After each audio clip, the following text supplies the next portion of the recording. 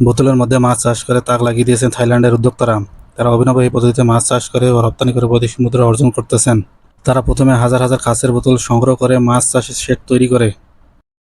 বোতলগুলোতে পরিমাণ মতো পানি রাখা হয়। থাই ভাষায় বেটা ফিশ নামের মাছের রেণু প্রতিটি বোতলে একটি করে রাখা হয়। মাছের রেণুগুলোর জন্য মিক্সার খাবার তৈরি করা হয়। খাবারগুলো দানাদার শস্যের আটা দিয়ে তৈরি করা হয়। এরপর প্রতিটি বোতলে মাছের রেণুকে সেই খাবার দেওয়া হয়। খাবারগুলো পরিমাণ মতো কিছুদিন পর পর দেওয়া হয়। নির্দিষ্ট সময় পর পর প্রতিটি বোতলের মাছের রেণুর বৃদ্ধি পর্যবেক্ষণ করা হয়। মাছের বৃদ্ধি কেমন হয়েছে তা পর্যবেক্ষণ করে রাখা হয়।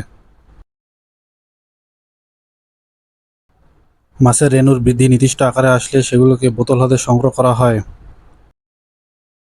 প্রতিটি বোতল হতে মাছের রেণুগুলোকে সংগ্রহ করে নেওয়া হয়। বোতল হতে সংগ্রহের পর সেগুলোকে বিভিন্ন রং ও আকার অনুসারে ভাগ করা হয়। নির্দিষ্ট রং ও আকারের মাছগুলোকে আলাদা আলাদা করে রাখা হয়। বিভিন্ন কালারের পাখাওয়ালা এই মাছগুলো দেখতে অনেক সুন্দর ও চমৎকার হয়।